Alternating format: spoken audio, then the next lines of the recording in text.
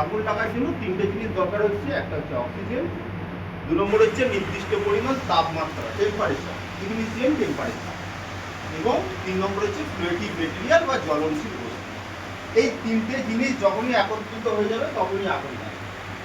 আমাদের এই পরিবেশের মধ্যে কি আছে? অক্সিজেন আছে, আছে তো। দাহ্য বস্তু বা জ্বলনশীল বস্তু প্রচুর পরিমাণে রয়েছে।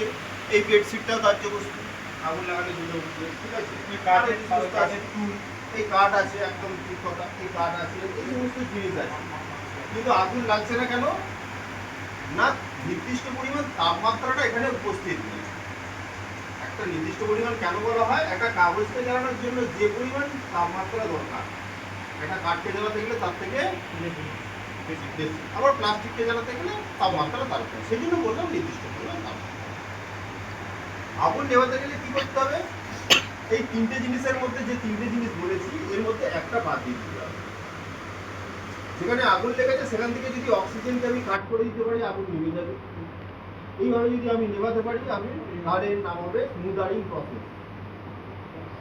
2 নম্বর হচ্ছে যে পরিমাণ দাহ্য বস্তু জ্বলছে, ধরুন এখানে এত কাঠ জড়ো করা আছে, এই কাঠের মধ্যে আগুন লেগে যাবে। কারণ এই কাঠে যে পরিমাণ কাঠ রয়েছে তার যদি কিছু পরিমাণ এদিক সেদিক করে সরিয়ে দিই তাহলে কি হবে? আগুনের পরিধি কমে যাবে। এই যে এই পদ্ধতিতে যদি করি, এটা আমরা যারা গ্রামে থাকি আমরা অনেকেই জানবো, কারণ আমাদের গ্রামে খড়ের পালুই থাকে। দেখবেন যে খড়ের পালুই আগুন লেগে গেছে, তখন আমরা কি করি?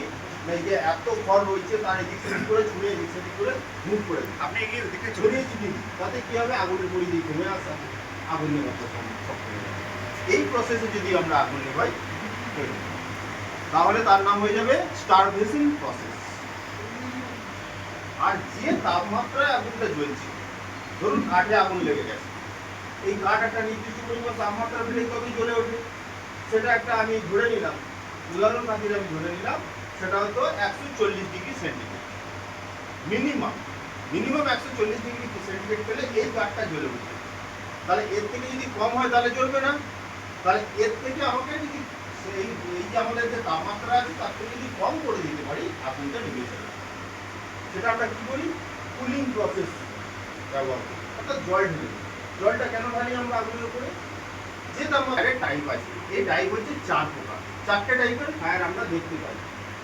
আমি হয়তো মনে হয় আপনারা হয়তো অনেক জায়গায় ট্রেনিং করে এসছেন বা হয়তো জানেন ব্যাপারগুলো, এখন তো ইউটিউবের যুগ। অনেক জায়গায় দেখবেন বলবে ফায়ারের টাইপ হচ্ছে 3 টাইপ অফ ফায়ার। কেউ বলেন 4 টাইপ, কেউ বলেন 5 টাইপ, কেউ বলেন 6 টাইপ। সবগুলোই ঠিক, কিন্তু আমি আবার বলছি যে আমরা যে পরিবেশে থাকি সেই পারিপার্শ্বিক অবস্থা ভেদে ফায়ার হচ্ছে 4 প্রকার। আমরা যে পরিবেশে বাস করছি, type A, type B, type C and type E. তাহলে কি কি বললাম? A B C D, A B C আর ডি। ই কি বলে লিখাই? ডি কে বললো? ডিও আছে স্যার, ডিও আছে, কিন্তু আমি যেটাকে বাদ দিয়ে দিলাম। আমি বললাম যে আমার পরিবেশের মধ্যে যেটা আছে সেটা নিয়ে এবার জানি। তারপরে যদি মনে হয় আরো কিছু, অনেকে আবার বলে থাকেন oil, petrol, diesel, kerosene, alcohol, ঠিক আছে, এই সমস্ত জিনিসে যদি আগুন লাগে তাহলে বলবো আমি বি টাইপ ফায়ার আছে। গাড়ি ঘোড়া সব চলছে, পেট্রোল ডিজেলই কি চলে। সি টাইপ মানে হচ্ছে গ্যাস ফায়ার। অনেক গ্যাস আছে কিন্তু তার মধ্যে আমরা মূলত কোন গ্যাসটাই বেশি দেখতে পাই? এলপিজি গ্যাস আমরা ব্যবহার করি, রান্নার জন্য ব্যবহার করা হয়। এলপিজি গ্যাসে যদি আগুন লাগে, এছাড়া মিথেন, বিউটেন আছে, আরও আছে। যেগুলো গ্যাসে যদি আগুন লাগে তাহলে হচ্ছে সি টাইপ ফায়ার হয়ে যায়। আর ই টাইপ ফায়ার মানে হচ্ছে সবচেয়ে ভাইটাল ফায়ার, ইলেকট্রিক সোর্স। এখন বর্তমান পরিস্থিতিতে যত আগুন লাগে তার 90% আগুন আপনি দেখবেন ইলেকট্রিক থেকে হচ্ছে, শর্ট সার্কিট থেকে। এই পাশে বেলভিউ রিসেন্ট একটা হলো তো মনে হয়, বেলভিউ হসপিটালের কাছাকাছি একটা হলো না? পাশের বাড়িটা, রেল পেছন থেকে বাড়িটা। হ্যাঁ, এখানে একটা হলো, ওটা কিন্তু ইলেকট্রিক শর্ট সার্কিট হয়েছে। ওরা হিটারে রান্না করছিল, যেটা আমি শুনেছি, আমি জানি না, সঠিক খবর বলতে পারবো না। আমাদের বাড়িতে জলের তো অভাব নেই, জল ব্যবহার করছি। আর আমাদের কাছে একটা এক্সটিংগুইশার আছে, নাম হচ্ছে ওয়াটার CO2 এক্সটিংগুইশার। এই এক্সটিংগুইশারটা হচ্ছে ওয়াটার CO2 এক্সটিংগুইশার বলা। এটা আমাদের হসপিটালের মধ্যে রয়েছে।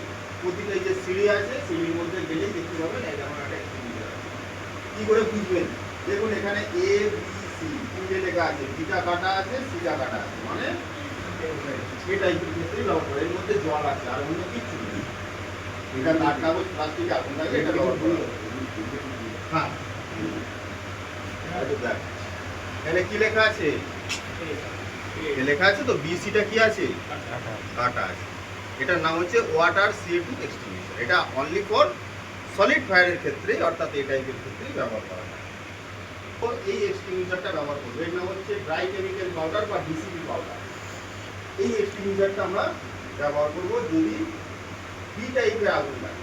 বি টাইপ মানে হচ্ছে অয়েল ফায়ার, পেট্রোল ডিজেল কেরোসিনে যদি আগুন লাগে তাহলে এটা আমরা ব্যবহার করবো, এই এক্সটিংগুইশারটা ব্যবহার করবো। এটাও কিন্তু আমরা সিঁড়িতে গেলে পেয়ে যাবো, তাই তো, সিঁড়িতে গেলে এটা পেয়ে যাবো।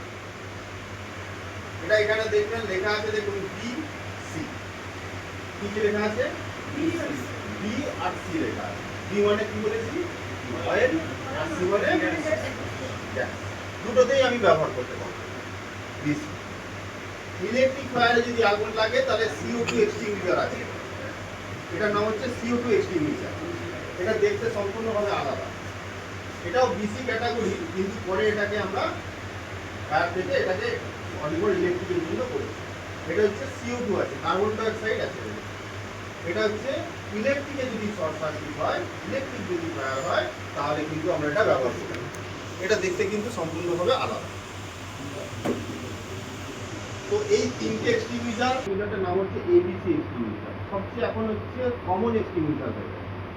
এটাকে বলা হয় আরেকটা নাম আছে মাল্টি পারপাস এক্সটিংগুইশার।